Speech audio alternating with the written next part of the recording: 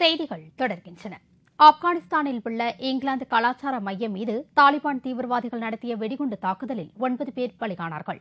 நேற்று ஆப்கானிஸ்தானின் 92வது சுதந்திர தினத்தை முன்னிட்டு அங்கு தேசிய விடுமுறை அளிக்கப்பட்டு இருந்தது. இந்நிலையில் தலைநகர் காபூலில் உள்ள இங்கிலாந்து கலாச்சார மையம் மீது தாலிபான் தீவிரவாதிகள் திடீரென்று வெடிகுண்டு தாக்குதல் நடத்தினர். வெடிகுண்டுகள் நிரம்பிய கார் மூலம் தற்கொலைப்படை தீவிரவாதி தாக்குதல் நடத்தியதை தொடர்ந்து அங்கு மறைந்திருந்த மேலும் சில தீவிரவாதிகள் கடும் துப்பாக்கி சண்டையில் ஈடுபட்டனர்.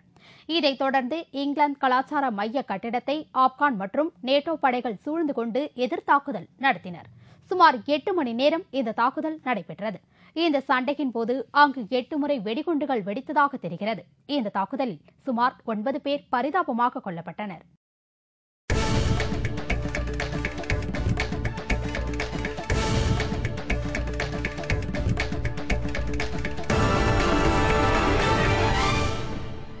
லண்டன் ஓவல் மைதானத்தில் நடைபெற்று வரும் இந்தியா இங்கிலாந்து அணிகளுக்கு இடையேயான 4வது கிரிக்கெட் டெஸ்ட் போட்டியில் இங்கிலாந்து அணி ஆட்ட நேர முடிவில் 3 விக்கெட் இழப்பிற்கு 457 ரன்கள் எடுத்தது.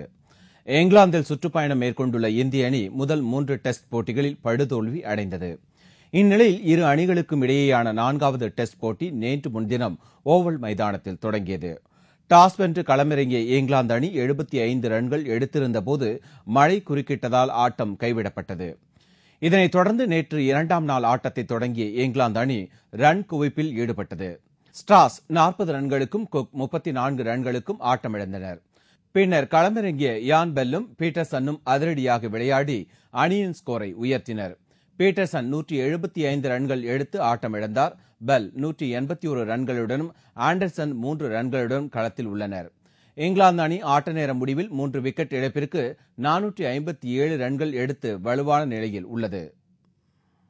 மீண்டும் முக்கிய செய்திகள். டெல்லி ராம்லீலா மைதானத்தில் கொட்டும் மழை மற்றும் கடும் பனிக்கு இடையே தனது உண்ணாவிரத போராட்டத்தை சமூக சேவகர் அண்ணா ஹசாரே தொடங்கியுள்ளார். சுவிட்சர்லாந்து நாட்டு வங்கிகளில் கருப்பு பண முதலீடு செய்துள்ளவர்கள் குறித்த விவரங்கள் அடுத்த மாதம் தெரியவரும் என்று மத்திய நிதியமைச்சர் பிரணாப் முகர்ஜி தெரிவித்துள்ளார். செல்போன் வாடிக்கையாளர்களுக்கு வர்த்தக நிறுவனங்கள் அனுப்பும் தேவையற்ற குறுந்தகவல்களை தடுக்க 6 வாரத்திற்குள் புதிய திட்டம் அறிமுகப்படுத்தப்படும் என்று மத்திய அமைச்சர் கபில் சிபல் தெரிவித்துள்ளார். தமிழகத்தில் உள்ள கல்லூரிகளில் ராகிங் மற்றும் ஈவ்டீசிங் போன்ற வன்கொடுமை நடக்காமல் தடுக்க சிறப்பு தடுப்பு பணிகள் அமைக்கப்பட்டுள்ளதாக தமிழக காவல்துறை அறிவித்துள்ளது. இத்துடன் செய்திகள் நிறைவடைந்தன. மீண்டும் செய்திகள் பிற்பகல் 1 மணிக்கு. உங்கள் பிரச்சனைகளுக்கு உடனடி தீர்வு காண 30134600 என்ற கேப்டன் டிவியின் தொலைபேசி எண்ணை தொடர்பு கொள்ளுங்கள். வணக்கம். வணக்கம்.